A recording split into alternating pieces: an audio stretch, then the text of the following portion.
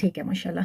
अब बगैर वक्त ज़ाया किए अपने सेशन का आगाज़ करते हैं, और ड्यूरिंग द सेशन जो भी आएंगे कोशिश कीजिएगा एक दूसरे को सलाम करें और नेकियां कमाएं, और तवज्जो से सेशन सुना करें। ये नहीं कि सेशन मैं आपको सेशन दे रही हूँ तो आप वो जो अफ्तारी के बचे हुए जो पकोड़े, समोसे, फ्रूट चाट, दही भल्ले और पता नहीं क्या क्या जो बचा के रखा होता है ना, तो वो मज़े से आप खाने जा रहे हो और मैं आपको सेशन दे रही हूँ, ऐसा नहीं करना, ठीक है। और अभी देखिए खाने के नाम पे तो आप लोगों को बड़ी हंसी आती है माशाल्लाह, खाने के सारे शौकीन हैं, खैर से अकेले अकेले खाते रहते हैं आप लोग, ठीक है माशाल्लाह। तो कोशिश किया करें तवज्जो से जो सेशन है हमारा ये ज़रूर इसमें शामिल हुआ करें, क्योंकि ये कुरान है। वालेकुम अस्सलाम रहमतुल्लाहि व बरकातुहू। और जितनी देर आप सेशन में शामिल रहते हैं, सबसे बड़ा फ़ायदा तो आपको ये होता है कि जब आप बार बार स्क्रीन पे देखते हैं ना, तो पारे का नाम याद हो जाता है। जैसे कि मैं हमेशा आपको कहती हूँ और एवरी सेशन में आपको ये रिमाइंड करवाती हूँ कि हर रोज़ हम एक पारा करते हैं। जितनी देर आप लोग स्क्रीन को देखते हैं, कोशिश किया करें कि पारे का जो नाम स्क्रीन पे मेंशन किया गया है उसको आप याद कर लें। 2-4 अल्फाज होते हैं, 3-4 हरूफ होते हैं, तो अच्छे से याद कर लिया करें। इसका फ़ायदा ये होगा कि आपको जब हमारा दौरा कुरान कंप्लीट हो जाएगा तो फिर आपको 30 पारों के माशाल्लाह नाम ज़ुबानी याद हो चुके होंगे। बिल्कुल माशाल्लाह, बिल्कुल ऐसा ही है। और जैसे कि अल्लाह तबारक व तआला फरमाते हैं कि मेरा बंदा अगर मुझे तन्हाई में याद करे तो मैं तन्हाई में याद करता हूँ, अगर मुझे महफ़िल में याद करे तो मैं महफ़िल में याद करता हूँ। तो अब हम अल्लाह को महफ़िल में याद करते हैं ना, हर रोज़ याद कर रहे हैं, तो फिर अल्लाह भी हमें महफ़िल में याद करते हैं। और हमारी महफ़िल तो है इंसानों की, इंसान हैं, हम गुनाहगार हैं, सयाकार हैं, ख़ताकार हैं, लेकिन अल्लाह की महफ़िल तो है मलाइका की। तो कितने खुशकिस्मत है ना कि हमारा ज़िक्र अल्लाह अपनी महफ़िल में करता है, अपने मलाइका में हमारा ज़िक्र करता है। तो देखें आसमानों पे हमारा ज़िक्र हो रहा होता है, हम अल्लाह को यहाँ याद करते हैं, अल्लाह हमें वहाँ याद करता है। तो ये ना हो कि वो पकोड़े, समोसे और फ्रूट चाट, दही भल्ले जो बचे हैं ना, वो खाने के चक्करों में आपका नाम उस लिस्ट से निकल जाए, तो ये काम नहीं करना, ठीक है। बाद में जितना मर्जी खाए पिए, ठीक है माशाल्लाह। अल्लाह तबारक तआला आप सबको खुश रखे, हंसता मुस्कुराता रखे। अल्लाह तबारक तआला आप सबको सेहत तंदुरुस्ती वाली ज़िंदगी दे। अल्लाह तबारक तआला आप सबके इल्म और अमल में इजाफा फरमाए, आमीन सुम्मा आमीन या रब्बुल आलमीन। अच्छा जी, जैसा कि माशाल्लाह आपको स्क्रीन पे भी नज़र आ रहा है, दौरा कुरान का हमारा आज है सेशन नंबर 19, और अल्हम्दुलिल्लाह सुम्मा अल्हम्दुलिल्लाह पारा नंबर भी 19 है। वक़ाल ज़ीना। अब ये इन हरूफ से शुरू होता है। इस बारे में हक़ व बातिल की जो कशमकश है, और अंबिया इकराम के वाक़यात, अल्लाह के अदल व रहमत का बयान, और इस पारा में सूरह फुरकान, सूरह शोरा और सूरह नमल जो है वो शामिल हैं। इंशाल्लाह हम इसके जो अहकामात हैं, मौज़ूआत हैं, आयात हैं, वो हम सीखेंगे और आसान अल्फाज में सीखेंगे। और सीखने के बाद हम कोशिश करेंगे कि उन अहकामात को अपनी ज़िंदगी में शामिल कर सकें और हदायत कामिला आजला जो है वो हम हासिल कर सकें और सिरात मुस्तकीम पर चल सकें। अब सूरतुल फुरकान जो है, इसमें हक और बातिल का फ़र्क बयान किया गया है। ये सूरत वाज़ेह करती है कि कुरान, जैसे कहते हैं ना फुरकान, फुरकान जो हमारे तफसीर के स्टूडेंट्स हैं माशाल्लाह इस नाम से वाकिफ़ होंगे, फुरकान हक और बातिल में फ़र्क करने वाली, यानी हक और बातिल को जुदा करने वाली ये किताब है। इस किताब से हमें पता चलता है कि हक क्या है, बातिल क्या है। हक यानी सच, बातिल झूठ। तो हमें सच और झूठ जो है उसके बारे में हमें पता चलता है। इसमें कुफार के एतराज़ात का जवाब देते हुए रसूलुल्लाह सल्लल्लाहु अलैहि वसल्लम की सच्चाई को बयान किया गया है। और इबादुर रहमान यानी अल्लाह के ख़ास बंदे, इबाद जैसे थे ना अब्द, अब्दुल्ला अल्लाह का बंदा, अब्द से है इबाद, इबाद जमा के लिए बोला जाता है, यानी ज़्यादा बंदों के लिए बोला जाता है। इबादुर रहमान, रहमान के बंदे, जैसे मैं कहूँ अब्दुर रहमान, रहमान का बंदा, लेकिन इबादुर रहमान तो फिर इसका मतलब होगा रहमान के बंदे, यानी अल्लाह के ख़ास बंदे। इस सेशन में हमने सीखा था मोमिन की सिफात। याद आया कुछ? अगर याद आया तो फिर यस लिखें, अगर याद नहीं आया तो फिर कुछ भी ना लिखें। किस किस को याद आ गया? ठीक है माशाल्लाह। आप देखिए कितना खूबसूरत ये कलाम है, कलामुल्लाह है, ज़िक्रुल्लाह है, कि पहले इससे पहले पारे में हमें मोमिन की सिफात बताई गई। अब इस बारे में हम क्या सीखेंगे? इबादुर रहमान, अल्लाह के ख़ास बंदों की सिफात, यानी अल्लाह के जो ख़ास बंदे हैं। आप देखें आज जो रेगुलर स्टूडेंट्स हैं ना, वो कॉपी पेन लेके बैठ जाएं। क्यों? अगर आपको अल्लाह से मोहब्बत है, अल्लाह के रसूल सल्लल्लाहु अलैहि वसल्लम से मोहब्बत है, तो ये समझ लें कि अगर आज का सेशन आप तवज्जो से लेते हैं, जितने भी अहकामात हमें इसमें मिलते हैं, तो फिर आप उस पर अमल कर लें, तो फिर आप भी इबादुर रहमान अल्लाह के ख़ास बंदों में शामिल हो जाएंगे। क्या आप अल्लाह के ख़ास बंदों में शामिल होना चाहते हैं? यस और नो में आंसर करें। کون کون اللہ کے خاص بندوں میں شامل ہونا چاہتا ہے؟ اب یہ جو یس لکھے گا نا، اس سے کل میں کوشچن کروں گی. اب میں یہ نام ان کے نوٹ کر رہی ہوں. جو ہے سراج نے لکھا ہے، پھر ارم نے لکھا ہے، دیسی سواگ نے لکھا ہے، غزالہ نے لکھا ہے، ٹھیک ہے، اور نیچر نے لکھا ہے، اور مسکران ہے یا مسکان ہے، انہوں نے لکھا ہے، ٹھیک ہے، آف نے لکھا ہے. سب کے نام میں نوٹ کر رہی ہوں. ٹھیک ہے، ٹھیک ہے، ماشاءاللہ. اب آپ نے یہ جو صفات بیان کی جائیں گی یہ آپ نے نوٹ کرنی ہے، اور نوٹ اس نیت سے کرنی ہے کہ ان صفات کو ہم اپنائیں گے. یہ جو صفات ہیں ان صفات کو ہم اپنے اندر پیدا کریں گے. ان صفات کو اپنے اندر پیدا کرنے کے بعد ہم کیا کریں گے؟ اس پہ عمل کریں گے اور ان صفات کو اپنائیں گے تاکہ ہم اللہ کے خاص بندوں میں شامل ہو جائیں انشاءاللہ. انشاءاللہ. اب توجہ سے سنیے گا. سب سے پہلی جو صفت، جو خوبی ہے اللہ کے خاص بندوں کی، جنہیں قرآن میں عباد الرحمن یعنی اللہ کے خاص بندے جو ہیں، پہلی خوبی، پہلی صفت، وہ زمین پر عاجزی سے چلتے ہیں. سبحان اللہ، سبحان اللہ. یعنی تواضع، زمین پر عاجزی سے چلتے ہیں، اکڑ کے نہیں چلتے، تکبر سے نہیں چلتے، غرور سے نہیں چلتے، عاجزی سے چلتے ہیں. یعنی اب یہ نہیں کہ بالکل ہی آپ سر نیچے گرا کے چلنا شروع کر دیں، ایسا نہیں ہے. ٹھیک ہے، اس کا مطلب یہ ہے کہ انسان کو انسان سمجھنا، انسان کو انسان سمجھنا، رشتوں کی پہچان کرنی، چھوٹے کا لحاظ رکھنا، بڑے کی تمیز کرنی، اور کسی کے سامنے بھی تکبر سے، غرور سے اکڑ کر پیش نہیں آنا، اس کو بولا جاتا ہے عاجزی.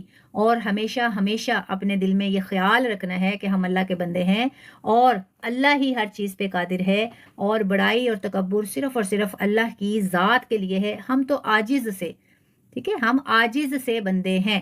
تو یہ ہم نے اپنے اندر صفت پیدا کرنی ہے، اس صفت کو اپنانا ہے، یعنی ہم نے عاجزی اختیار کرنی ہے. نمبر دو صبر.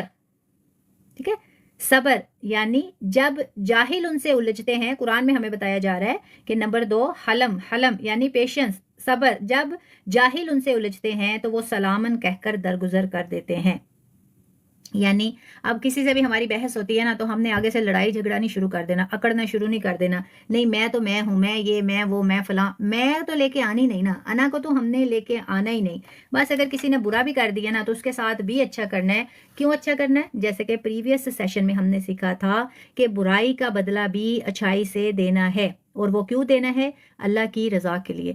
اب دیکھیں کبھی کبھی دنیا میں ایسے ایسے واقعات ہو جاتے ہیں نا ہمارے ساتھ، کبھی کبھی ہمارے کوئی اپنے اتنے قریبی ہوتے ہیں اور وہ اتنا دکھ دے جاتے ہیں، جس کو کہتے ہیں نا، ایک تو ہوتے ہیں نا آنکھوں سے آنسو، اور وہ آپ نے سنا ہوگا نا دل خون کے آنسو روتا ہے.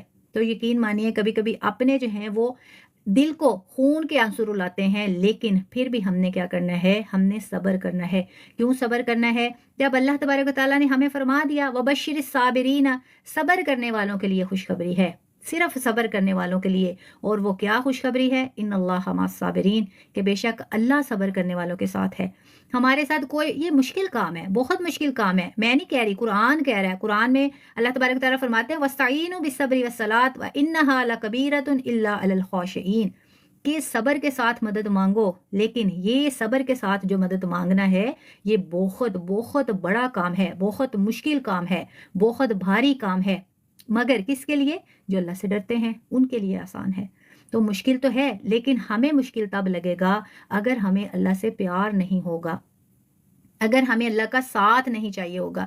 جب ہمیں اللہ کا ساتھ چاہیے تو پھر ہمیں ہر بات کو برداشت کرنا ہوگا، اور ہر دکھ میں، تکلیف میں، آزمائش میں ہمیں کیا کرنا ہوگا؟ صبر کرنا ہوگا. اور اگر ہم سے کوئی الجھتا ہے، کوئی جاہل ہے، یا کوئی کم عقل ہے، کم ظرف ہے، یا کوئی اپنا ہے، کوئی پرایا ہے، پھر بھی ہم نے کیا کرنا ہے؟ ہم نے درگزر کرنا ہے. قرآن ہمیں اس کا حکم دیتا ہے، اور یہ صرف وہی کرتا ہے جو عباد الرحمن ہے، جو اللہ کے بندے ہیں. تو ہم نے بھی اس صفت کو اپنانا ہے. پہلی صفت عاجزی اختیار کرنی ہے. دوسری، ہم نے صبر سے کام لینا ہے اور کسی کے ساتھ الجھنا نہیں ہے. اب دیکھیں، آپ نے دیکھا ہوگا بہت بہت بڑے جو ہے نا عالم دین ہیں، کوئی عالمہ لے لیں، عالم لے لیں، معلم معلمہ لے لیں، قاری قاریہ لے لیں، حافظ حافظہ لے لیں، کوئی اسلامی اسکالر لے لیں. کبھی کبھی ایسا ہوتا ہے کہ وہ ممبر نبی پہ بیٹھ کر، وہ اسٹیج پہ بیٹھا ہوتا ہے یا ممبر پہ بیٹھا ہوتا ہے، اور اس کو کوئی بات کہہ دینا تو وہاں ہی بس وہ غصہ ہو جاتا ہے اور عجیب و غریب سی باتیں شروع کر دیتا ہے، اور خود پہ جو ہے نا کنٹرول جو ہے اس کو نہیں رہتا. تو پھر یہ کیسے جو ہیں جو اللہ کے رسول سے محبت کا دعویٰ کرتے ہیں، وہ شخص جو دین کی دعوت دیتا ہے اور وہ کسی کی بات پہ غصہ کر کے اپنی زبان، اپنے کلمات، اپنے باتیں، اپنے الفاظ جو ہے وہ اسلام کے خلاف، جس کا ہمیں اسلام حکم نہیں دیتا، وہ استعمال کرنا شروع کر دیتا ہے، تو پھر وہ کیا ہے؟ وہ پھر مسلمان نہیں ہے۔ کیوں؟ کیونکہ ہمیں حدیث میں بتایا جا رہا ہے المسلم من سلم المسلمون من لسانہ و یدہ، کہ مسلمان تو وہ ہے جس کے ہاتھ سے اور جس کی زبان سے دوسرا مسلمان محفوظ رہے۔ اب ہم ہاتھ سے تو چلے اپنوں کو مار سکتے ہیں، غیروں کو تو پھر ہم زبان سے مارتے ہیں نا، زبان سے تانے دیتے ہیں، زبان سے ایسی تکلیف دہ بات کہہ دیتے ہیں، جیسے کہ پریویس سیشن میں بھی ہم نے سیکھا تھا کہ تلوار جو ہے نا وہ ہمارے جسم پہ ضرب لگاتی ہے، ہمارے جسم کو زخمی کرتی ہے، لیکن زبان کا جو وار ہے وہ ہمارے دل پہ وار کرتا ہے، اور جسم کے زخم بھر جاتے ہیں لیکن زبان کے وار کے زخم نہیں بھرتے۔ تو اس لیے دیکھیں ہمارا اسلام کتنا خوبصورت ہے، کتنا جو ہے ہمارا خیال کیا گیا ہے، ہمیں یہ جو ہے تاکید کی جا رہی ہے، ہمیں یہ بتایا جا رہا ہے، یہ سکھایا جا رہا ہے کہ ہمارا اسلام ہمیں اجازت نہیں دیتا کہ ہم اپنی زبان سے اپنے کسی مسلمان بھائی یا بہن کو تکلیف دیں۔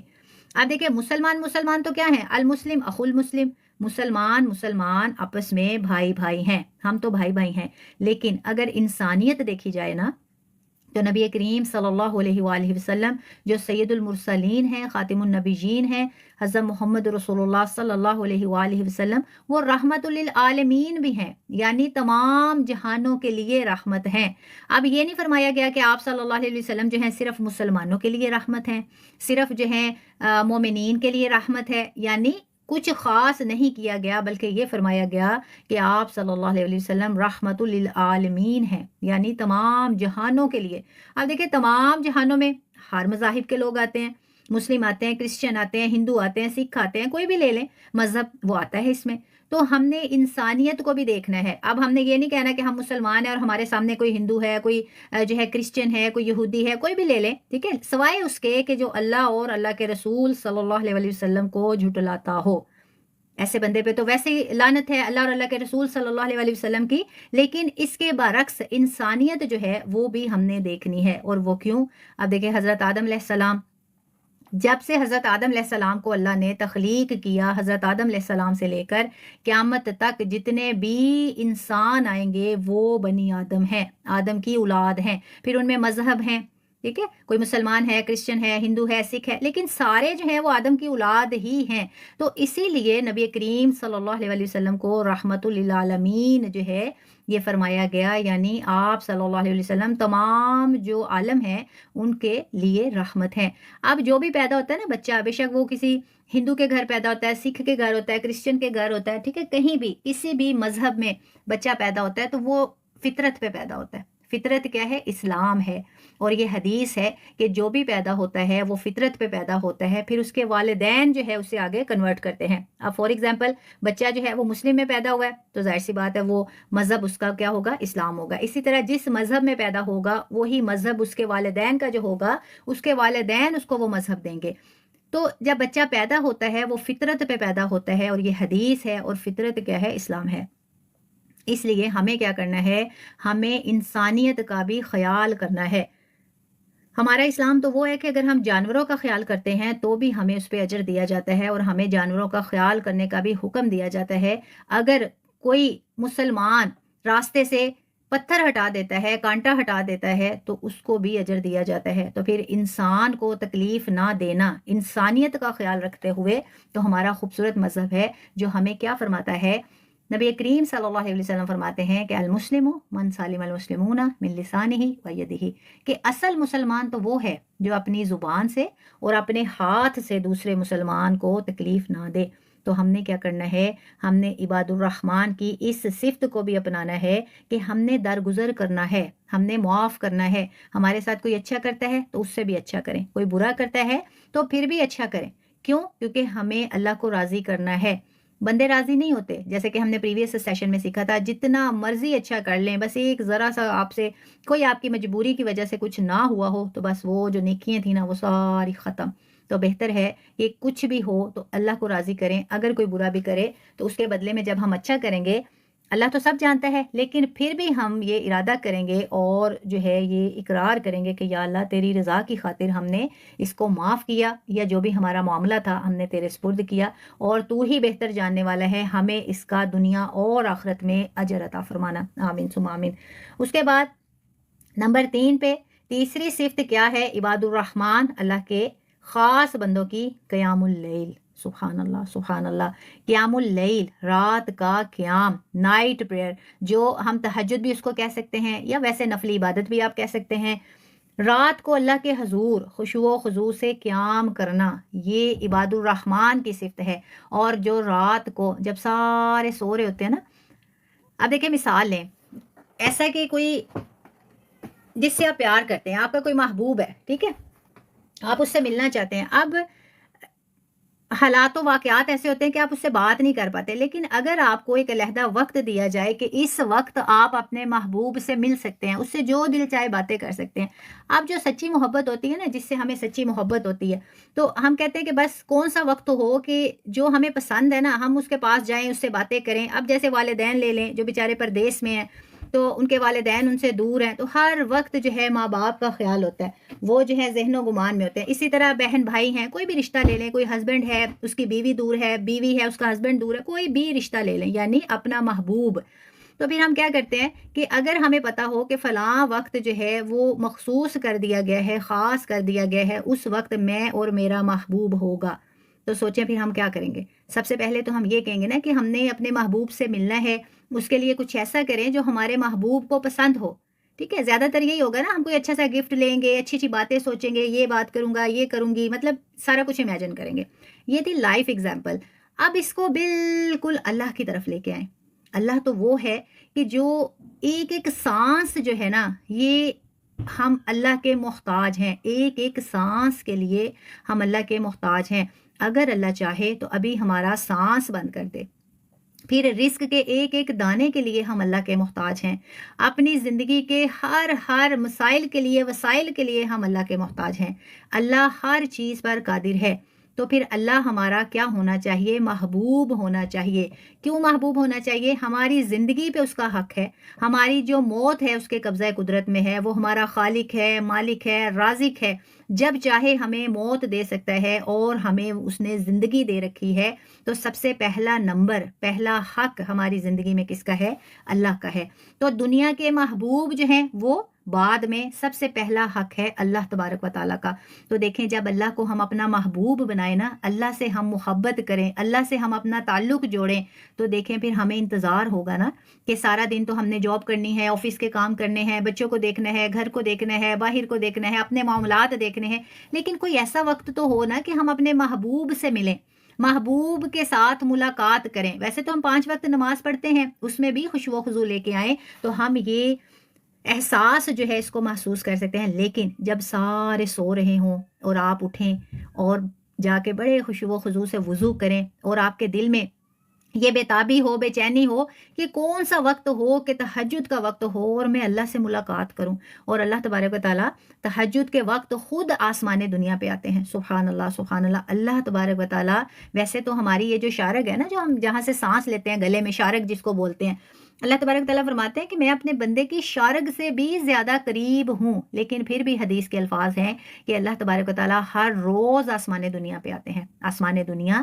وہ آسمان جو ہمیں یہاں سے نظر آتا ہے، اللہ تبارک و تعالیٰ آتے ہیں آسمان دنیا پہ، دیکھتے ہیں کہ اب تو سارے سو رہے ہیں، سارے سو رہے ہیں، کون سا ایسا بندہ ہے جو رات کو اٹھ کے اسپیشل میرے لیے، میرے ساتھ ملاقات کرنے کے لیے، کون ہے جو مجھے اپنا محبوب سمجھتا ہے، اپنا پیارا سمجھتا ہے، مجھ سے ملاقات کرنے کے لیے بےتاب ہے، بے چین ہے۔ اللہ یہ دیکھتے ہیں۔ پھر جو بندہ رات کو اٹھتا ہے، وضو کرتا ہے، جائے نماز بچھاتا ہے، اور پھر مکمل خشوع و خضوع کے ساتھ پھر صرف اللہ ہوتا ہے اور وہ بندہ ہوتا ہے، محسوس کریں ان لمحات کو۔ سارے سو رہے ہیں، آپ ایک کمرے میں، بالکل خاموشی ہے، سناٹا ہے، کوئی شور شرابہ نہیں، رات کا وقت ہے، رات کا آخری پہر ہے، اور آپ نے کیا کیا؟ وضو کیا، جائے نماز اٹھایا، بچھایا، دل میں کیا ہے، دماغ میں کیا چل رہا ہے؟ بس جلدی جلدی جو ہے نا اللہ سے ملاقات کروں۔ جیسے ہی آپ نے جائے نماز بچھایا، اور سب سے پہلا آپ نے صدا لگائی، اللہ اکبر، اللہ بہت بڑا ہے۔ تو سوچیں کہ جب ہم ایسے جائے نماز پہ کھڑے ہو کے رات کے سناٹے میں، رات کے پچھلے پہر سب سو رہے ہیں، صرف ہم جائے نماز پہ کھڑے ہیں، اور اللہ آسمان دنیا پہ ہے، وہ آسمان جو ہمیں نظر آ رہا ہے، تو سوچیں پھر اللہ کی کتنی قریبی نگاہ ہم پہ پڑتی ہوگی۔ اور پھر آپ نے یہ احساس اپنے اندر پیدا کرنا ہے کہ میرا اللہ مجھے دیکھ رہا ہے۔ دیکھیں آسمان کتنا قریب ہے نا، آسمان دنیا کو اگر ابھی میں اپنی ونڈو میں سے دیکھوں مجھے نظر آ رہا ہے، آپ اگر دیکھیں آپ دیکھ سکتے ہیں۔ تو بالکل جب ہم رات کو تہجد قیام اللیل کے لیے ہم کھڑے ہوتے ہیں تو اللہ ہمارے کتنے قریب ہوتا ہے۔ تو پھر آپ خشوع و خضوع سے جیسے ہی اللہ اکبر کہیں، اس کے بعد پھر ہم نے کیا کیا، اللہ کی ثنا بیان کرنا شروع کر دی، سبحانک اللہم و بحمدک، کہ اللہ تو پاک ہے، تمام تعریفیں تیرے لیے ہیں۔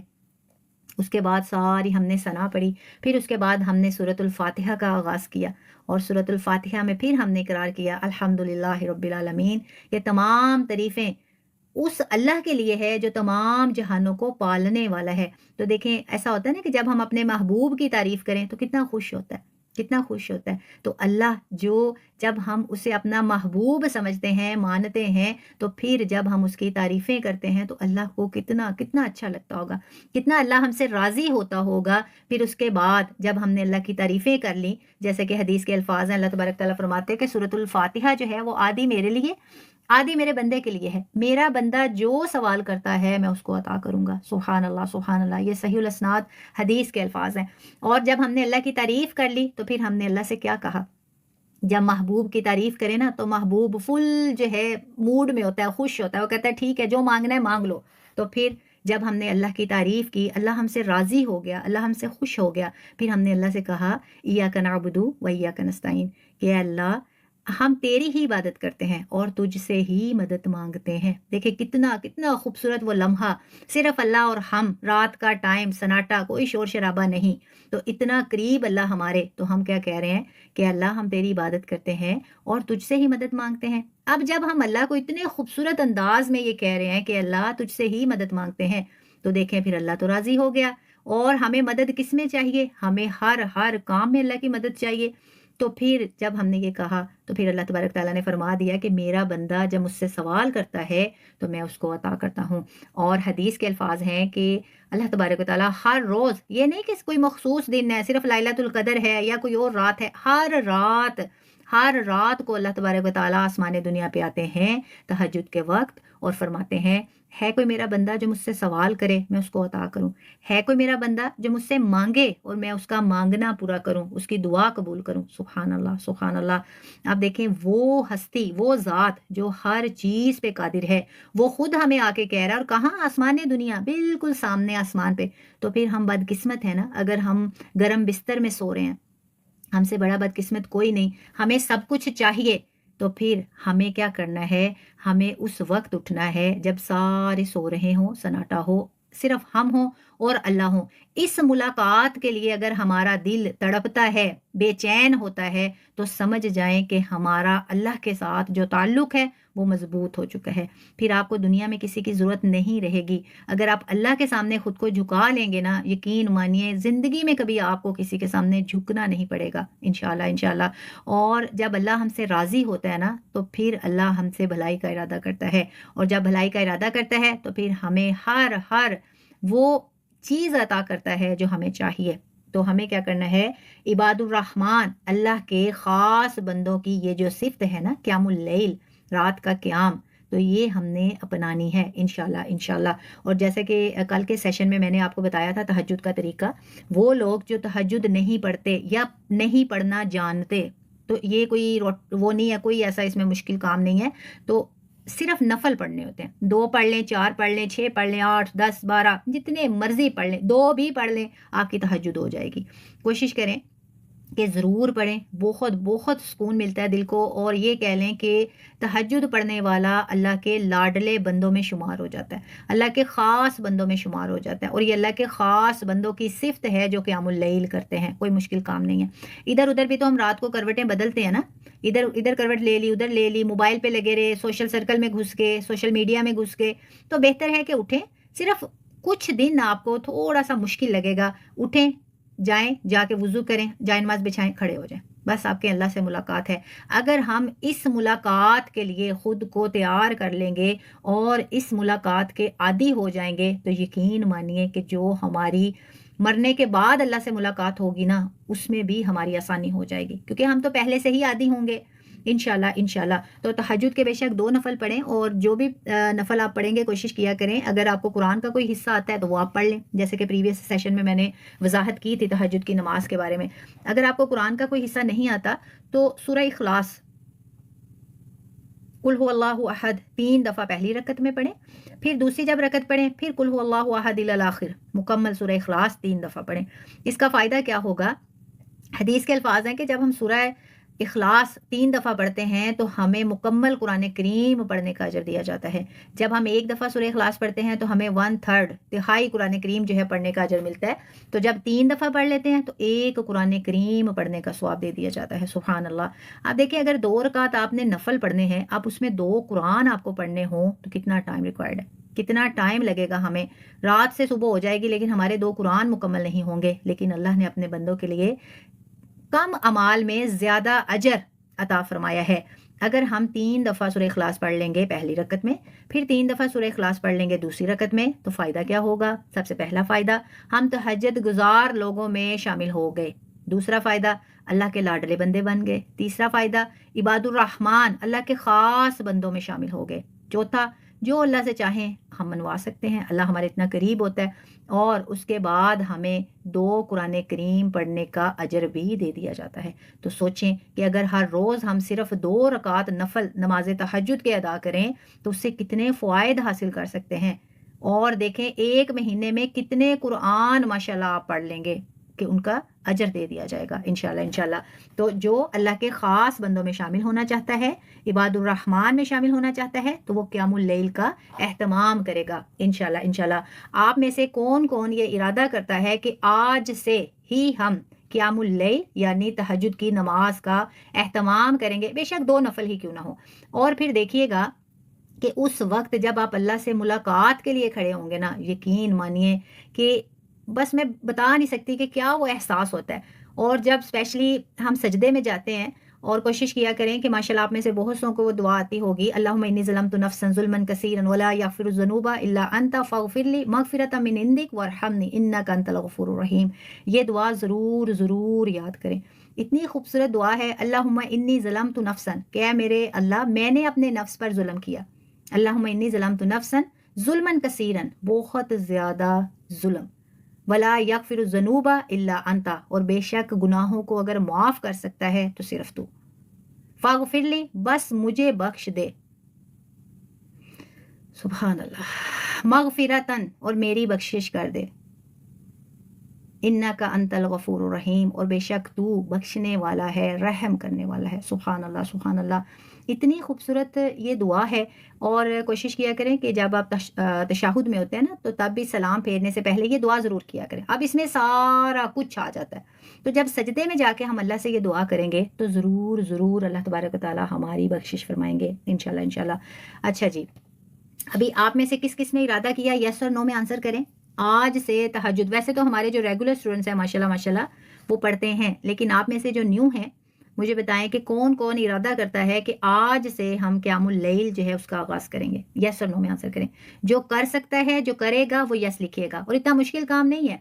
जो 5 वक्त का नमाजी है उसके लिए तो ये हलवा है, वो तो ईजीली कर लेगा इंशाल्लाह। बिल्कुल बिल्कुल कर सकते हैं। यस और नो में आंसर करें। बिल्कुल, दुआ का कोई वक्त नहीं है, पहले करें बाद में करें, जब मर्जी करें। और दुआ के लिए ये भी ज़रूरी नहीं है कि हमने हाथ उठाने हैं, दिल से मांगे, ज़ुबान से मांगे, ठीक है। सिर्फ जो शफक हैं ये तहज्जुद का जो है एहतमाम करेंगे, क़यामुल लैल का एहतमाम करेंगे, और किसी ने इरादा नहीं किया।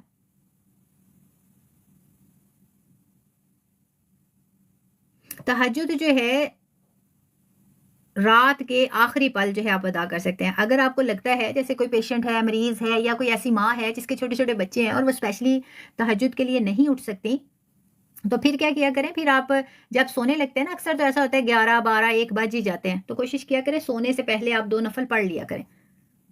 لیکن یہ مجبوری کی حالت میں ہے. اصل تو وہی وقت ہے نا، جیسے رات کے 2 بجے بہترین وقت ہوتا ہے تہجد کا، اس ٹائم آپ پڑھیں. 2 بجے پڑھیں، 2:30 پہ پڑھ لیں، 3 بجے پڑھ لیں، فجر سے پہلے پڑھ لیں. ماشاء اللہ ماشاء اللہ ماشاء اللہ. اللہ تبارک و تعالیٰ جس نے ارادہ کیا ہے قیام اللیل کا، ماشاء اللہ ماشاء اللہ، اللہ تبارک و تعالیٰ ان تمام کو اس پہ قائم رہنے کی توفیق عطا فرمائے، اور اللہ تبارک و تعالیٰ آپ سب کی یہ محبت جو ہے اس کو قبول و منظور فرمائے، اور اللہ تبارک و تعالیٰ ہم سب کو اپنے پسندیدہ بندوں میں شمار فرمائے، اور اللہ تبارک و تعالیٰ ہم سب کو اس وقت اپنے پاس بلائے، ہماری موت اس وقت آئے کہ جب اللہ ہم سے راضی ہو. آمین ثم آمین یا رب العالمین. ماشاء اللہ ماشاء اللہ. اور کوشش کیا کریں جب تہجد پڑھتے ہیں، تہجد کے بعد جو دعا کرنی ہے وہ سجدے میں جا کے کیا کریں، اور زیادہ عاجزی جو ہے اس کا پھر ہمیں احساس ہوتا ہے. ماشاء اللہ ماشاء اللہ. اللہ تبارک تعالیٰ سب کو اس کا اجر عظیم عطا فرمائے. اچھا جی، عباد الرحمن اللہ کے خاص بندوں کی پہلی صفت تھی عاجزی، زمین پر عاجزی سے چلتے ہیں. دوسری صفت کیا تھی؟ کہ جاہل لوگوں سے الجھتے نہیں ہیں، صبر سے کام لیتے ہیں. اور تیسری قیام اللیل، رات کے قیام کا خشوع و خضوع سے اہتمام کرتے ہیں.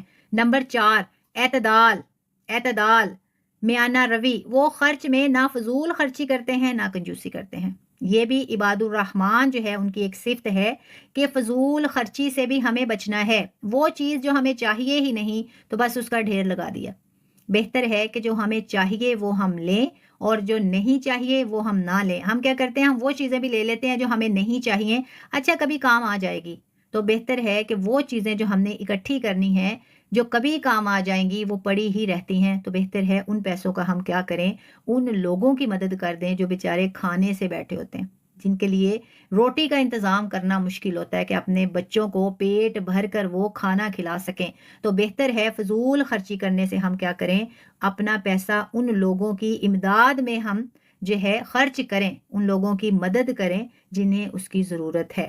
ایسا کرنے سے نہ تو ہم غریب ہو جائیں گے، نہ ہمارا پیسہ کم ہو جائے گا، بلکہ صدقہ جو ہے وہ بڑھتا رہتا ہے. اور اللہ تبارک و تعالیٰ جو ہے ہمارے اس دنیا سے چلے جانے کے بعد بھی اس صدقے کو بڑھاتے رہیں گے. جیسے ایک پودا آپ لگا دیتے ہیں نا، پودا بڑھتا رہتا ہے بڑھتا رہتا ہے، بالکل اسی طرح صدقہ جو ہے جب ہم صدقہ کرتے ہیں تو وہ ہمارے اس دنیا سے چلے جانے کے بعد بھی بڑھتا رہے گا، ایک پودے کی شکل میں کہ ہم نے اپنے ہاتھ سے پودا لگایا تھا، ہم اس دنیا سے چلے بھی گئے تو بھی وہ صدقہ جو ہے وہ ہمیں فائدہ دے گا اور قیامت تک وہ بڑھتا رہے گا. سبحان اللہ سبحان اللہ. تو سوچیں کہ اگر آج ہم صدقے سے کوئی پودا لگائیں، یعنی کسی کی مدد کریں، تو وہ ایسے ہے جیسے ہم نے ایک درخت لگا دیا اور وہ درخت بڑھتا بڑھتا بڑھتا، جس کی حفاظت خود اللہ تبارک و تعالیٰ فرمائے، تو کس حد تک وہ بڑھے گا اور قیامت تک اس کا وہ کیا مطلب، میں تو جو ہے میئر نہیں کر سکتی، میں امیجن نہیں کر سکتی کہ کتنا ریوارڈ اس کا دیا جائے گا. تو اس لیے ہم نے کیا کرنا ہے، فضول خرچی سے بچنا ہے. اور کنجوسی، جو اللہ کے عباد الرحمن ہوتے ہیں نا، اللہ کے خاص بندے ہوتے ہیں، وہ کنجوسی بھی نہیں کرتے. اور بخیل جو ہے، بخیل کو بھی ناپسند فرمایا گیا ہے. یعنی آپ کو لگتا ہے کہ آپ کی ذات کو کسی چیز کی ضرورت ہے لیکن آپ کنجوسی کرتے ہیں. وہ کہتے ہیں نا، ترسا کے رکھتے ہیں خود کو. تو یہ بھی اچھا کام نہیں ہے. جو آپ کو ضرورت ہے، آپ کو لگتا ہے یہ ہمیں چاہیے، تو وہ خود پہ لگائیں. اگر نہیں لگائیں گے تو پھر یہ بخیلی ہوگی. اور اسی طرح کنجوسی جو ہے اس کو پسند نہیں فرمایا گیا. بخیل شخص کو پسند نہیں فرمایا گیا جو اپنے اہل و عیال پہ خرچ نہیں کرتا. اب کبھی کبھی ایسا ہوتا ہے نا، گھر میں سارا کچھ، ایک شخص ہے، ایک خاوند ہے، سارا کچھ لا کے دے رہا ہوتا ہے اپنے بیوی کو، بچوں کو، لیکن استعمال نہیں کرنے دیتا. تو بھئی جب آپ نے استعمال ہی نہیں کرنے دینا تھا تو پھر گھر میں لے کے کیوں آئے؟ بس پھر یہی بیچاروں کی لڑائی چلتی رہتی ہے. تو بہتر ہے کہ اگر گھر میں لا کے دے دیا ہے، کھانے کے لیے، پہننے کے لیے، یا کوئی بھی ضروریات زندگی سے آپ نے گھر والوں کو آراستہ کر دیا ہے، تو ان کو مزے لینے دیں، ان کو استعمال کرنے دیں. تو بس آپ کا کام کیا تھا، آپ نے لا کے دے دیا. تو اب یہ نہیں ہے کہ لا کے دے دیا، یہ ایسے نہیں کرنا، یہ خراب ہو جائے گا، یہ ویسے نہیں کرنا. وہ بیوی بچے بیچارے بس اسی ٹینشن میں رہے کہ پاپا کو پتہ نہ چل جائے، اور وہ بیوی ہسبینڈ کو پتہ نہ چل جائے. جیسے ہسبینڈ نے آنا پھر چیز وہاں واپس کی واپس. ایسا نہیں کرنا، ٹھیک ہے.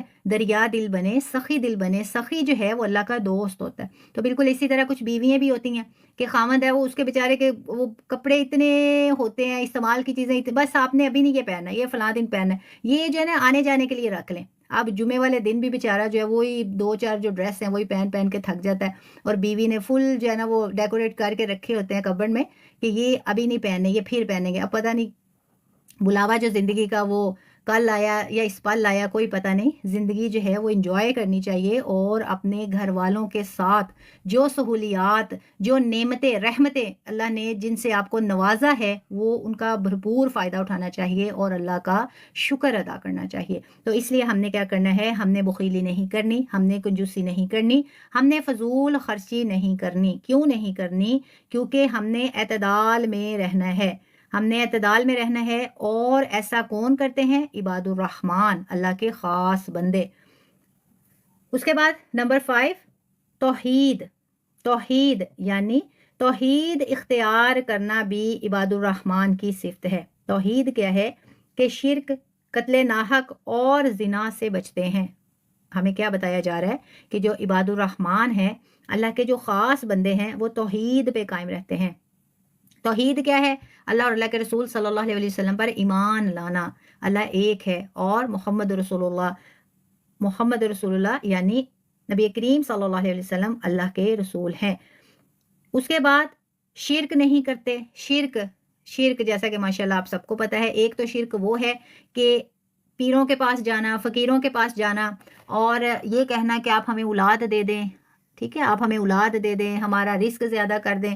مطلب خالق اللہ ہے، بنانے والا اللہ ہے، بیٹا وہ دیتا ہے، بیٹی وہ دیتا ہے، اولاد وہ دیتا ہے، جس کو چاہے ٹوینز دیتا ہے، جس کو چاہے سنگل دیتا ہے، لیکن دیتا اللہ ہے۔ تو اگر ہم کسی کے پاس جا کے یہ کہتے ہیں کہ جی ہمیں اولاد دے دیں، فلاں پیر صاحب ہیں ان کے پاس جائیں تو بیٹا ہوتا ہے، فلاں پیر صاحب ہیں ان کے پاس جائیں تو بیٹی ہوتی ہے، ایسا یہ شرک ہے، کیونکہ خالق اللہ ہے، دینے والا بنانے والا اللہ ہے۔ پھر رزق کا ہم کہیں جی آپ جو ہے نا ہمارے رزق میں اضافہ کر دیں، یہ بھی کم ظرفی ہے، بے وقوفی ہے۔ خالق وہ ہے، رازق وہ ہے، ہمارا مالک وہ ہے۔ جو اللہ کی صفات ہیں، اللہ کی صفات کو یعنی وہ صفات، وہ کام جو صرف اللہ کر سکتا ہے، ان کاموں کو کسی اور کے ساتھ منسوب کرنا، تو پھر یہ شرک ہے، یہ بھی ہم نے نہیں کرنا۔ اب دیکھیں اس کے علاوہ شرک یہ بھی ہے اللہ کا انکار کرنا۔ اب اللہ کا انکار کرنا، اللہ کی نافرمانی کرنا۔ اب ہم لوگ یہی سمجھتے ہیں نا پیروں فقیروں کو ماننا یہ شرک ہے۔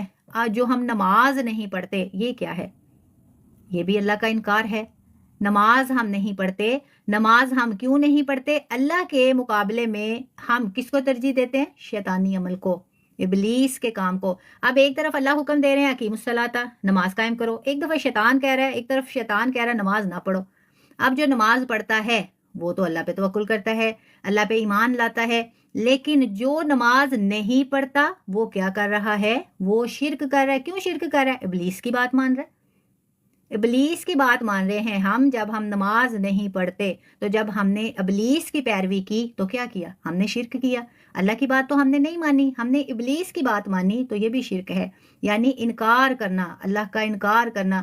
اور حدیث میں تو اتنے سخت الفاظ کے ساتھ وعید آتی ہے، نبی کریم صلی اللہ علیہ وسلم فرماتے ہیں بین العبد و بین الکفر تارک الصلاۃ، نعوذ باللہ نعوذ باللہ، کہ بندے اور کفر کے درمیان فرق ہی نماز کا چھوڑنا ہے۔ ہم سمجھتے ہیں نا ہم نے نماز نہیں پڑھی، اور یقین مانیے میں حیران ہوتی ہوں ان لوگوں سے جو نماز نہیں پڑھتے اور رات کو بڑے سکون سے سو جاتے ہیں، جن کی نماز قضا ہو جاتی ہے انہیں نیند کیسے آ جاتی ہے۔ اور سوچیں کہ جب ہم سوتے ہیں وہ ہماری صغریٰ موت ہوتی ہے، ایک تو ہماری بڑی موت ہے نا جو ایک دفعہ آئے گی، کل نفس ذائقۃ الموت، ایک ہماری موت صغریٰ ہے، چھوٹی موت ہے جو کہ نیند ہے۔ جب ہم سوتے ہیں، وہ کہتے ہیں نا مرا ہوا بندہ اور سویا ہوا بندہ بالکل برابر ہے، یہ حقیقت ہے۔ تو جب ہم سوتے ہیں وہ بھی ہماری صغریٰ موت ہوتی ہے۔ تو سوچیں کہ رات کو کتنے مزے سے ہم بستر پہ نمازیں قضا کر کے سو رہے ہیں، اور صبح اٹھنا ہی نصیب نہ ہو، ہماری روح کو اللہ ہمارے جسم میں واپس ہی نہ بھیجیں، تو کیا ہوگا ہمارا؟ ہم تو تباہ و برباد ہو جائیں گے، ہلاک ہو جائیں گے، ہماری تو آخرت ختم ہو گئی، پھر ہمارے پاس کوئی موقع ہی نہیں رہ جائے گا۔ لیکن ابھی ہمارے پاس وقت ہے، ہم نے کیا کرنا ہے؟ اور کچھ کریں نہ کریں نماز ضرور پڑھیں۔ کیوں؟ کیونکہ نماز ایک اہم فرض ہے، اہم رکن ہے اسلام کا، اور نماز کو دین کا ستون کہا گیا ہے، پلر آف اسلام ہے نماز۔ اب جب دین کا ستون ہی آپ لوگوں نے نہیں رکھنا تو پھر دین کی عمارت کیسے کھڑی ہوگی؟ نماز پڑھیں، بے شک فرائض پڑھیں، اگر آپ سے سنتیں نہیں پڑھی جاتی، نفل نہیں پڑھے جاتے، صرف مختصر نماز پڑھیں، فجر کے 2 فرض پڑھ لیں، ظہر کے 4 فرض پڑھ لیں، عصر کے 4 فرض پڑھ لیں، مغرب کے 3 فرض پڑھ لیں، عشاء کے 4 فرض پڑھ لیں، اور 3 وتر پڑھ لیں، 2 سنت بھی پڑھ لیں، آپ کی مہربانی ہو جائے گی۔ تو یہ ہے کہ مختصر سی نماز، اتنا تو ہم کر سکتے ہیں نا۔ اب فجر کے 2 ہم اگر رکعت پڑھیں، میرے خیال سے 5 منٹ بھی نہیں لگتے۔ ظہر کے 4 فرض پڑھیں، زیادہ سے زیادہ 10 منٹ لگیں گے. اگر بھاگ دوڑ کے پڑھیں گے تو 7 لگا لیں، 8 منٹ لگا لیں. اس کے بعد عصر بالکل سیم. مغرب 3 فرض ہیں، 6-7 منٹ لگا لیں. عشاء کے 4 فرض ہیں، 2 سنت، 3 وطر کر لیں. ایک وطر بھی آپ صلی اللہ علیہ وسلم نے پڑھا، لیکن 3 وطر پڑھنا بہتر ہے، مستحب عمل ہے. تو 3 وطر ہے. کتنا ٹائم لگتا ہے؟ بالکل بھی ٹائم نہیں لگتا. نماز جس نے چھوڑ دی سمجھ لیں کہ وہ ناکامی کی طرف چلا گیا، اس نے جہنم میں ٹھکانہ تیار کر لیا، کیونکہ نماز ہی کامیابی ہے. ہم کہتے ہیں نا، اب دیکھیں پہلی قوموں پہ اللہ کا عذاب نازل ہوا، اب ہم کہتے ہیں ہم پہ تو اللہ کا عذاب نازل ہی نہیں ہوتا. اب ہر گھر میں، ایک گھر میں آپ دیکھیں تو 10-10 بیمار ہیں. چھوٹے چھوٹے بچے جو ہے نا وہ بھی 1-2 ہفتہ ٹھیک رہتے ہیں، اس کے بعد پھر بیچارے دوائیوں پہ چل رہے ہیں. کوئی انہیں سیرپ دے رہا ہے، کوئی انہیں دوائیاں دے رہا ہے. بزرگ ہیں وہ دوائیوں پہ چل رہے ہیں. بڑے ہیں وہ کوئی اسٹمک کی دوائی کھا رہا ہے، کوئی دل کی کھا رہا ہے، کسی کو بی پی کا پرابلم ہے، کسی کو ڈائبٹیز ہے، کسی کو پتہ نہیں کون کون سے بیماریاں ہیں. یہ عذاب ہے. ہم کہتے ہیں نا کہ ہمیں جو ہے، ہم پہ کون سا عذاب نازل ہوتا ہے؟ ہمارے دل کو سکون نہیں ہے، ہم رات کو نہیں سکون سے سو رہے، دن ٹائم بھی بس کیا نمازیں قضا کر رہے ہیں. یہ عذاب ہے نا. پھر طرح طرح کی بیماریاں ہیں، ہر وقت یہ خوف رہتا ہے یہ نہ ہو جائے، وہ نہ ہو جائے، رزق میں کمی ہے، اولاد نافرمان ہے. تو یہ سب یہ عذاب الہی ہی تو ہیں، یہ ہماری ناکامی ہی تو ہے. اور ہم نے کیا دیکھنا ہے؟ اگر ہم پھر بھی نہیں سمجھتے، پھر بھی ہم عبرت حاصل نہیں کرتے، تو اب پھر کیا ہونا ہے؟ پھر ایک ہی دفعہ قیامت ہی آنی ہے. اور ہماری موت جو برحق ہے جب آ جائے گی، تو ہمارا یہ جن کاموں کے لیے ہم نماز قضا کرتے ہیں نا، کہ ہماری جاب نہ رہ جائے، ہمارا یہ آفس کا کام نہ رہ جائے، ہمارے گھر کی کوکنگ کلیننگ نہ رہ جائے، ہماری شاپنگ نہ رہ جائے، ہماری آؤٹنگ نہ رہ جائے. آپ یہ سوچیں کہ یہ دنیا کے جتنے بھی کام ہیں، جن کاموں کی وجہ سے ہم اپنی نماز قضا کرتے ہیں، ہم اللہ کا 5 وقت حکم جو ہے اس کی نافرمانی کرتے ہیں، تو پھر یہ دنیا کے کام تو جب ہم نے مر جانا ہے نا، ہم سے بہتر لوگ بیٹھے ہوں گے ان کو چلانے کے لیے، اور بڑے انتظار میں ہوں گے یہ جائیں اور ہم ان کی جگہ پہ آئیں. جن خیالوں میں ہم رہتے ہیں کہ یہ ہمارا، اگر ہم نے یہ کام نہ کیا تو یہ ہو جائے گا، یہ کام نہ کیا تو یہ ہو جائے گا. ایک پل کے لیے سوچیں، اگر ہم اس دنیا سے چلے جائیں تو کیا ہوگا؟ ہمارے یہ کام جن کی ہمیں فکر رہتی ہے نا، یہ ویسے ہی ہوتے رہیں گے. لیکن ہمارے اس دنیا سے چلے جانے کے بعد ہمارا نقصان کیا ہوگا؟ ایک پل کے لیے سوچیں. دنیا کے کام تو ویسے ہی رہیں گے، نقصان یہ ہوگا کہ ہمارے دنیا سے اعمال منقطع کر دیے جائیں گے. ابھی جو ہم اللہ کی عبادت کر سکتے ہیں، اپنی آخرت کا سامان اکٹھا کر سکتے ہیں، قبر میں جو اندھیرا ہے اس کی روشنی کا جو ذریعہ بنا سکتے ہیں، وہ ابھی ہم بنا سکتے ہیں، اپنی زندگی میں اس دنیا میں بنا سکتے ہیں.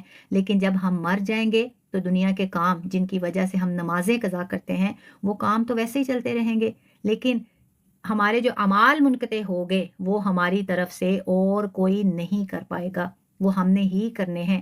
تو سوچیں کامیابی کس میں ہے، دنیا کے کاموں میں یا نماز کی ادائیگی میں؟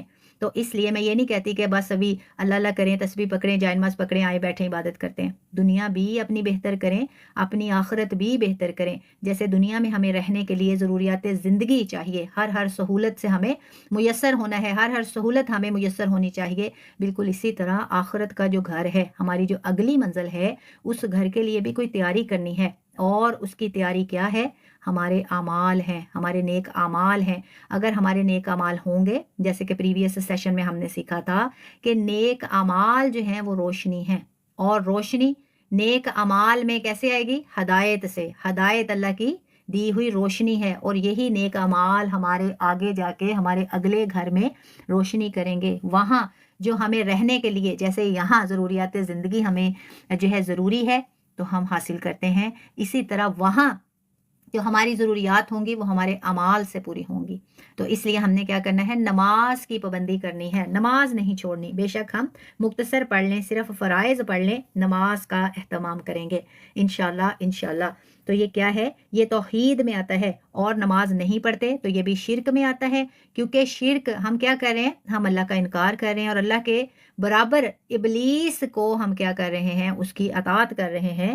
اور اس کے بعد جو عباد الرحمن ہے وہ قتل ناحق، کسی کو ناحق قتل کرنے سے گریز کرتے ہیں اور زنا سے بچتے ہیں. اب دیکھیں زنا جو ہے یہ کیسا کبیرہ گناہ ہے کہ ماشاءاللہ آپ میں سے بہت سے جو ہے بہن بھائیوں کو یہ پتا ہوگا کہ زنا، شادی شدہ مرد اگر زنا کر لے شادی شدہ مرد اگر زنا کر لے تو اس کی سزا ہے کہ اس کو پتھر مار مار کر سنگسار کر دیا جائے، مار دیا جائے، جان سے ختم کر دیا جائے، نعوذ باللہ من ذالک۔ اور جو ان میرڈ ہے، جو کنوارا ہے یا کنواری ہے، وہ زنا کرتے ہیں تو پھر ان کو 100 کوڑے مارنے کا حکم ہے۔ اب دیکھیں ہم یہ سمجھتے ہیں نا کہ وہ تو پہلے زمانوں میں تھا، اب ایسا کون کرے گا؟ اللہ تو دیکھتا ہے نا، جب کوئی زنا کرتا ہے، بے شک کوئی شادی شدہ ہے، کوئی کنوارا ہے، جب وہ زنا کرتے ہیں وہاں اللہ تو دیکھ رہا ہوتا ہے، تو پھر ہمارا یہ محاسبہ ہوگا۔ اور جب ہم گناہ کبیرہ کا ارتکاب کرتے ہیں، کبیرہ گناہ کرتے ہیں، اب دیکھیں قرآن میں ہمیں ان کاموں سے منع کیا جا رہا ہے، جب ہم پھر یہ کام کرتے ہیں تو پھر ہم اللہ کی توحید کا سراسر انکار کر رہے ہوتے ہیں، ہم کفر کر رہے ہوتے ہیں، نافرمانی کر رہے ہوتے ہیں۔ اب شادی شدہ کو جو سنگسار کرنے کا حکم ہے اور جو غیر شادی شدہ ہے اس کو 100 کوڑے مارنے کا حکم ہے۔ اب شادی شدہ کو زیادہ سزا کیوں دی گئی؟ شادی شدہ کو زیادہ سزا اس لیے دی گئی، جب ایک خامد ہے، اس کی بیوی گھر میں ہے، تو وہ پھر جا کے غیر عورت سے زنا کیوں کرے؟ اسی طرح اگر خامد ہے تو اس کی بیوی غیر مرد سے جا کے زنا کیوں کرے؟ اب بہت سے ایسے لوگ ہیں جو شوق میں ایسے کام کرتے ہیں، بہت سے ایسے لوگ ہیں جو یہ کہیں گے کہ ہم تو مجبوری میں کرتے ہیں۔ شوق سے جو کرتے ہیں تو ان کے دل میں خوف خدا نہیں، وہ اللہ کے احکامات کو جب جھٹلاتے ہیں تو ان کا دل سیاہ ہو جاتا ہے۔ جب ہمارا دل سیاہ ہو جاتا ہے تو پھر ہمیں یہ احساس ہی نہیں رہتا کہ ہم یہ گناہ کر رہے ہیں، یہ ہمارے حق میں اچھا ہے یا برا ہے، پھر ہمیں وہ فیشن لگتا ہے، پھر ہمیں وہ گناہ نہیں لگتا۔ اسی طرح جو مجبوری میں کرتے ہیں، مجبوری کس بات کی؟ جب ہمارا خالق وہ ہے جس نے ہمیں پیدا کیا، ہماری موت اس کے قبضہ قدرت میں ہے، ہمیں اللہ کے علاوہ کوئی موت نہیں دے سکتا، پھر ہمارا رازق وہ ہے، رزق اللہ نے دینا ہے، تو پھر ہمیں کس چیز کا خوف؟ ہم کس مجبوری کی وجہ سے ہم اللہ کے ان احکامات کو جھٹلاتے ہیں؟ تو ہم نے کیا کرنا ہے؟ ایسے کاموں سے بچنا ہے اور اللہ سے سچے دل سے توبہ کرنی ہے کہ اللہ تعالیٰ ہمیں کبھی بھی ایسے کاموں میں مبتلا نہ کرے۔ اور جب ہم اللہ سے ہدایت مانگتے ہیں تو ہی اللہ ہمیں ہدایت جو ہے وہ عطا فرماتے ہیں۔ اب پہلے تو یہ تھا نا کہ کوڑے مارنے ہیں یا سنگسار کرنا ہے۔ اگر آج کے دور میں کوئی ایسا شخص جس سے زنا ہو جائے، اب وہ کیا کرے؟ اب ظاہر حد تو مقرر کرنے کے لیے وہ کس کے پاس جائے گا؟ اور آج کل کی تو جو دنیا ہے، جب آپ کسی کو بتائیں گے کہ ہم سے یہ عمل ہو گیا تو وہ تو آپ جیسے ہی اس کو بتائیں گے وہ آپ سے پہلے پوری دنیا میں آپ کو مشہور کر دے گا، ٹھیک ہے؟ تو بہتر ہے کہ اگر کسی سے کوئی گناہ جو ہے سرزد ہوتا ہے تو وہ سچے دل سے اللہ سے توبہ کرے۔ رمضان کا مہینہ ہے، ضرور ضرور اللہ تبارک و تعالیٰ معاف فرمائیں گے، کیونکہ رمضان المبارک میں تو ویسے ہی جہنم کے دروازے بند کر دیے جاتے ہیں اور جنت کے دروازے کھول دیے جاتے ہیں۔ اب دیکھیں ہر انسان جو ہے وہ گناہ گار ہے، سیاکار ہے، خطا کار ہے۔ اور ایک تو زنا وہ ہے جو زنا ہے، یعنی تعلقات، نجائز تعلقات قائم کرنا، ایک مرد عورت کے ساتھ جب نجائز تعلقات قائم کرتا ہے تو وہ زنا کے زمرے میں آتا ہے۔ ایک تو یہ زنا ہے، ایک باقی آگے زنا جو ہے، زنا کی آپ یہ کہہ لیں کہ ٹائپس ہیں، کیٹیگریز ہیں۔ اب اگر ہم کسی کو بری نظر سے دیکھتے ہیں، کوئی مرد ہے وہ عورت کو بری نظر سے دیکھتا ہے تو گویا کہ اس کی آنکھوں نے زنا کیا۔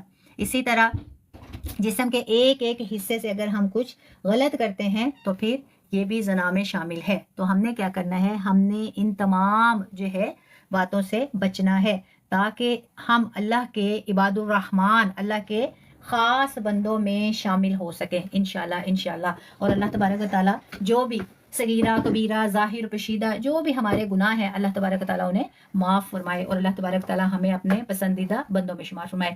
اس کے بعد سب سے آخر میں توبہ، یعنی جو عباد الرحمن ہیں، اللہ کے جو خاص بندے ہیں، اگر کبھی ان سے خطا ہو جائے تو وہ فوراً توبہ کرتے ہیں، اللہ کی طرف رجوع کرتے ہیں۔ آپ دیکھیں ہم یہ کہتے ہیں نا کہ بس اکثر لوگ ہوتے ہیں جو یہ کہتے ہیں کہ ہم نے تو یہ گناہ کیا، اب نماز پڑھنے کا کیا فائدہ، روزہ رکھنے کا کیا فائدہ، بس ایک ہی دفعہ توبہ کریں گے۔ ایسا نہیں ہے۔ وہی بات آ جاتی ہے، ہمیں اگلے پل کا نہیں پتا، ہمیں کل کا نہیں پتا کہ کب ہمارا بلاوا آ جائے۔ جب بھی کچھ ایسا ہو جاتا ہے، جیسے کہ پریویس سیشن میں ہم نے سیکھا تھا کہ گناہ کیا ہے؟ گناہ وہ ہے کہ جب آپ کے دل میں یہ کھٹکے کہ یہ کام اس کی کسی کو خبر نہ پہنچ جائے، وہ گناہ ہے۔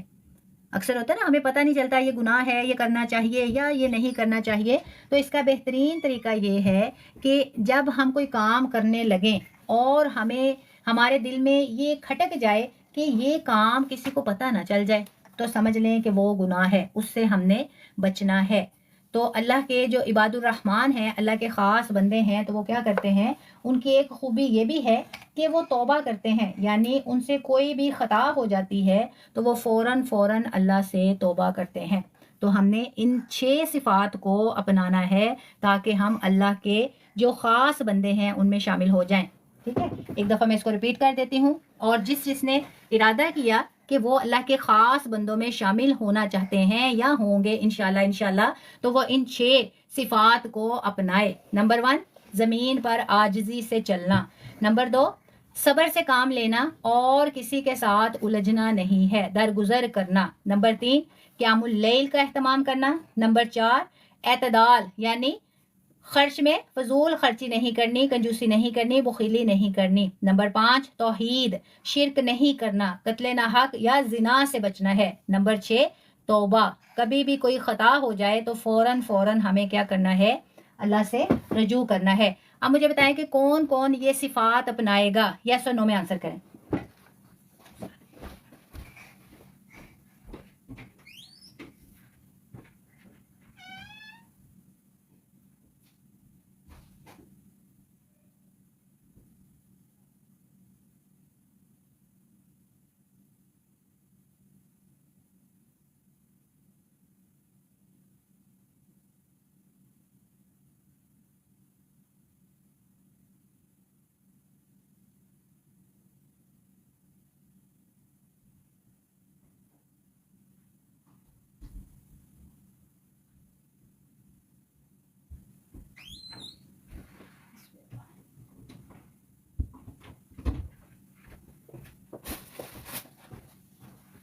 ماشاءاللہ جس نے ارادہ کیا، اللہ تبارک تعالیٰ آپ سب کو اس کا اجر عظیم عطا فرمائے۔ اللہ تبارک تعالیٰ ہم سب کو اس پہ عمل کرنے کی توفیق عطا فرمائے، آمین ثم آمین یا رب العالمین۔ اس کے بعد اس پارہ میں سورۃ الشعراء، اس میں انبیاء کی جدوجہد کے بارے میں ذکر کیا گیا، اور اس میں مختلف جو انبیاء اکرام ہیں ان کے واقعات بیان کیے گئے ہیں، اور ماشاءاللہ اس میں سے بہت سے جو انبیاء ہیں ان کے قصے ہم پہلے پریویس سیشنز میں سیکھ چکے ہیں۔ اب ان میں جو واقعات شامل ہیں جنہوں نے اپنی اقوام کو توحید کی دعوت دی، لیکن اکثر جو ہے انہوں نے اس کا انکار کیا، اور انجام کیا ہوا، انجام ان کا برا ہوا۔ اب جیسے کہ اس پارہ میں پھر جو ہے حضرت موسیٰ علیہ السلام اور فرعون کا قصہ ہے، ماشاءاللہ۔ اب میں اس کو ڈیٹیل میں بیان نہیں کروں گی کیونکہ پریویس جو ہمارے سیشن ہے نا اس میں آپ سیکھ چکے ہیں، مختصراً میں جو ہے بیان کروں گی۔ حضرت موسیٰ علیہ السلام ماشاءاللہ جیسے کہ آپ سب کو پتہ ہے، حضرت موسیٰ علیہ السلام کو فرعون کے دربار میں بھیجا گیا۔ فرعون نے جو ہے اپنی طاقت پر کیا کیا، غرور کیا، اور اس نے کہا کہ کیا مصر کی بادشاہت میری نہیں اور یہ نہریں میرے محلوں کے نیچے بہتی ہیں، مطلب اس نے تکبر کیا، غرور کیا۔ لیکن اللہ نے حضرت موسیٰ علیہ السلام کو کیا کیا، معجزات عطا فرمائے۔ حضرت موسیٰ علیہ السلام کو عصا دیا، لاٹھی دی جو کہ پھینکتے تھے اور وہ اسطح بن جاتی تھی، اسی طرح انہیں وہ شائننگ ہینڈ جسے ید بیضاء کہتے ہیں دود کے ساتھ۔ اب فرعون نے ان معجزات کو کہا کہ یہ تو کوئی معجزے نہیں ہیں، یہ جادوگر ہے، تو اس نے یہ میجک کہہ کر رد کر دیا۔ لیکن جب دریا میں غرق ہوا، جیسے کہ پریویس سیشن میں ہم نے اس کی پوری وضاحت اس واقعے کی ہم نے سیکھی تھی، جانی تھی، تو جب فرعون دریا میں غرق ہونے لگا، جب حضرت عیسیٰ علیہ السلام کے پاس جو لاٹھی تھی انہوں نے جب دریا میں ماری، دریا 2 حصوں میں ہو گیا۔ حضرت موسیٰ علیہ السلام اپنے جو ہے لشکر کے ساتھ گزر گئے۔ جب حضرت موسیٰ علیہ السلام گزر گئے تو فرعون جو اس کے ساتھی تھے، تو فرعون نے کہا راستہ بنا ہوا ہے، ہم بھی گزر جاتے ہیں۔ جیسے ہی فرعون اس میں داخل ہوا، دریا آپس میں مل گیا۔ تو پھر اس کو لگا، اس کو کہا، اس نے پھر یہ سوچا کہ واقعی یہ جو ہے کوئی معجزہ تھا۔ پھر فرعون نے توبہ کرنی چاہی، لیکن تب اس کا اللہ نے وقت جو ہے وہ ختم کر دیا۔ پھر اللہ تبارک و تعالیٰ نے فرمایا کہ اب توبہ کا وقت نہیں ہے، تو پھر فرعون جو ہے اس کو غرق کر دیا گیا، اور دریا میں جب وہ غرق ہوا تو ایمان لانے لگا، مگر کیا ہوا، دیر ہو چکی تھی۔ اب دیکھیں یہ اتنا جو ہے اہم ایک واقعہ ہے، ابھی بھی فرعون دنیا میں عبرت کا نشان ہے۔ اب ہم یہ جو سمجھتے ہیں نا کہ ابھی ہماری بڑی زندگی پڑی ہے، ہم توبہ کر لیں گے، جب بوڑھے ہو جائیں گے تب کریں گے، ایسا ویسا پتہ نہیں کیا کیا سوچتے ہیں۔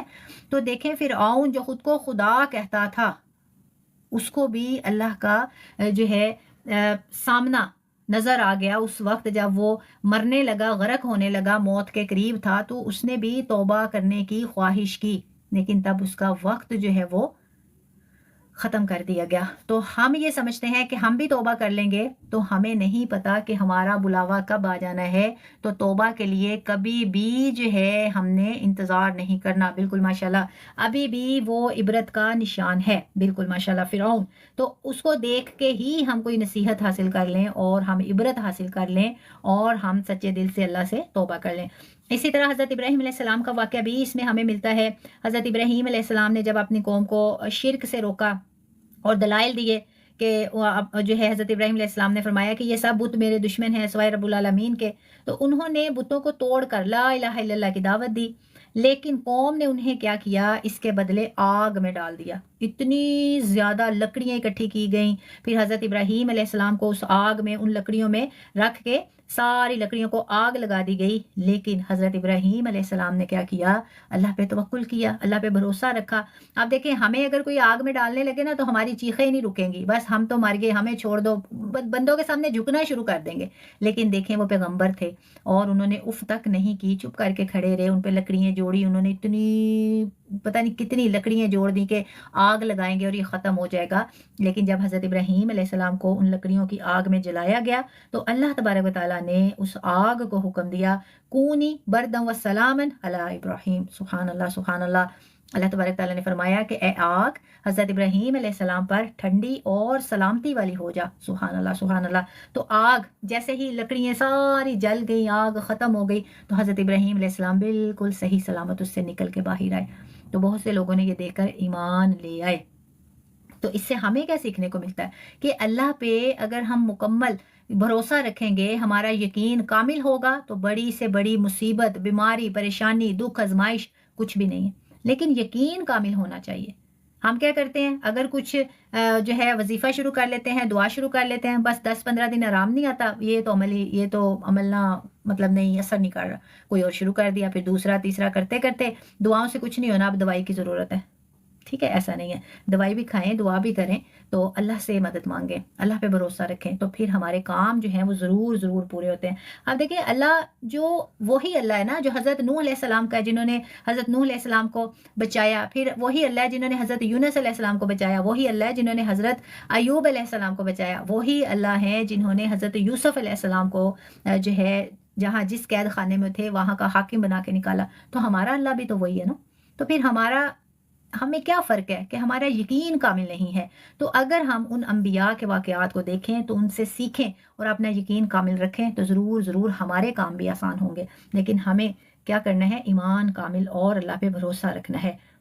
اس کے بعد حضرت نوح علیہ السلام کا قصہ جو کہ پریویس سیشن میں ہم سیکھ چکے ہیں. حضرت نوح علیہ السلام نے 950 سال تک اپنی قوم کو تبلیغ کی، مگر وہ باز نہیں آئے. تو پھر آخر کار اللہ نے طوفان بھیجا، اور جیسا کہ حضرت نوح علیہ السلام نے کشتی تیار کی، اس میں روانہ ہو گئے، اور حضرت نوح علیہ السلام اور ان کے ساتھی بچ گئے، باقی تمام جو تھے وہ اس طوفان میں غرق ہو گئے.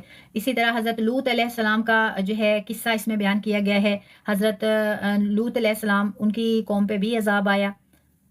انہوں نے منع کیا لیکن وہ باز نہیں آئے، ان کی قوم جو ہے وہ اپنی حرکتوں سے باز نہیں آئی، تو حتیٰ کہ پھر اللہ کا عذاب نازل ہو گیا اور پوری بستی جو ہے اللہ نے الٹ دی. اس کے بعد حضرت شعیب علیہ السلام جو ہے جیسے کہ یہ بھی ہم پریویس سیشن میں سیکھ چکے ہیں، ان کی قوم جو ہے وہ ناپ تول میں کمی کرتی تھی، تو اللہ تعالیٰ نے پھر ان پر بھی عذاب نازل فرمایا. اللہ نے ان پر زلزلے کا اور سخت چیخ کا، نعوذ باللہ من ذالک، عذاب جو ہے وہ نازل فرمایا. اس کے بعد سورۃ النمل، اس میں حضرت سلیمان علیہ السلام کا معجزہ ہے. حضرت سلیمان علیہ السلام اور جو ہدہد پرندہ ہے. اچھا مجھے بتائیں کہ کس کس کو پتہ ہے؟ اگر تو اکثریت کو پتہ ہے تو پھر ڈیٹیل میں جانے کی ضرورت نہیں ہے، اور اگر اکثریت کو نہیں پتہ تو پھر میں آپ لوگوں کے ساتھ شیئر کر دیتی ہوں. یس اور نو میں آنسر کریں. کس کس کو پتہ ہے حضرت سلیمان علیہ السلام اور ٹھیک ہے ماشاءاللہ، اور ماشاءاللہ ٹھیک ہے ماشاءاللہ، اس کا مطلب اکثریت کو پتہ ہے. ٹھیک ہے، ہم شارٹ میں پھر اس کو لیتے ہیں. حضرت سلیمان علیہ السلام جو کہ پیغمبر تھے، پرندوں کی زبان سمجھتے تھے، جنات پر حکومت کرتے تھے، اور ہوا کو کنٹرول کر سکتے تھے. اسی طرح جو ہدہد پرندہ ہے، ماشاءاللہ بہت مشہور یہ قصہ ہے کہ ہدہد پرندہ جو انہوں نے بلقیس کی قوم کو سورج کی پوجا کرتے دیکھا اور وہ پھر خبر لایا، تو حضرت سلیمان علیہ السلام نے پھر ملکہ سبا جو ہے جنہیں بلقیس کہا جاتا ہے ان کو دعوت دی اور وہ ایمان لے آئی.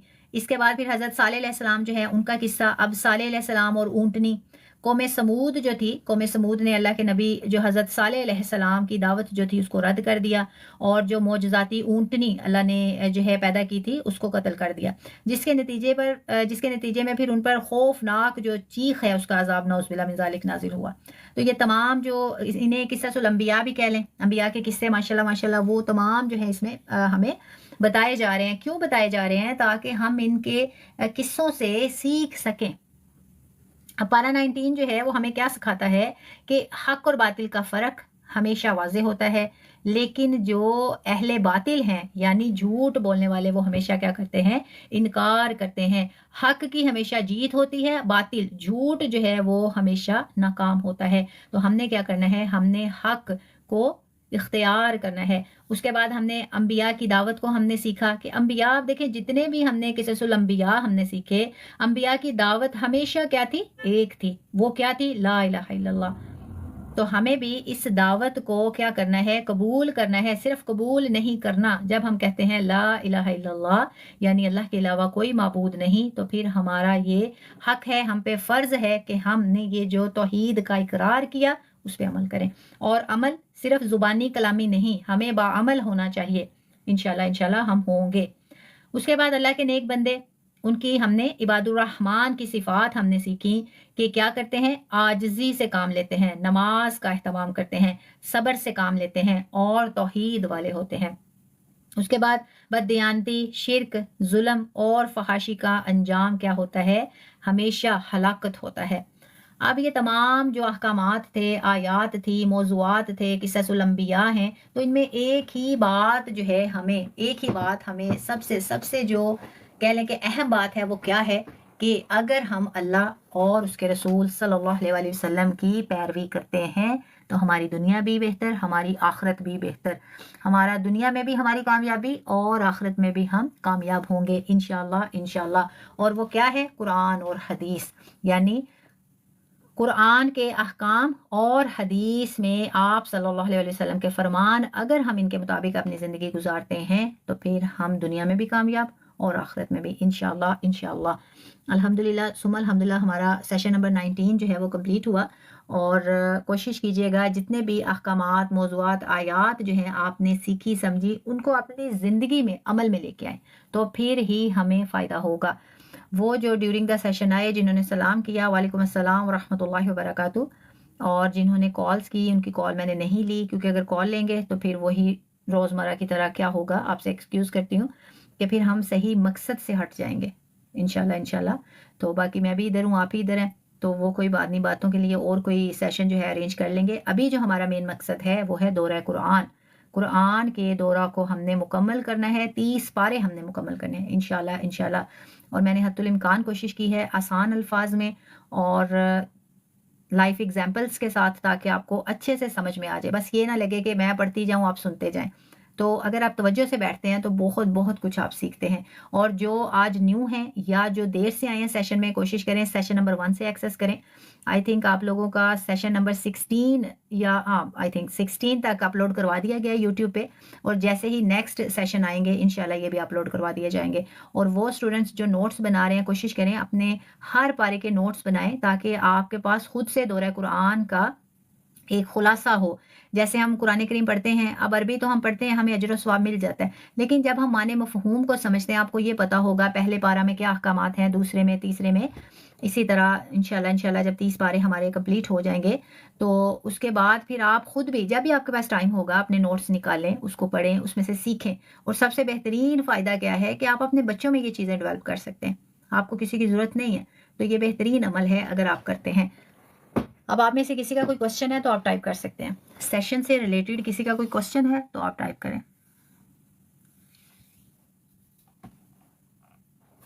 اگر کوئی کوشچن نہیں ہے تو پھر نو ٹائپ کر دیں، تاکہ جو ہے پھر میں آپ سے اجازت چاہوں گی۔ آمین ثم آمین یا رب العالمین۔ اللہ تبارک تعالیٰ آپ سب کو بھی اس کا اجر عظیم عطا فرمائے۔ ٹھیک ہے، ماشاءاللہ۔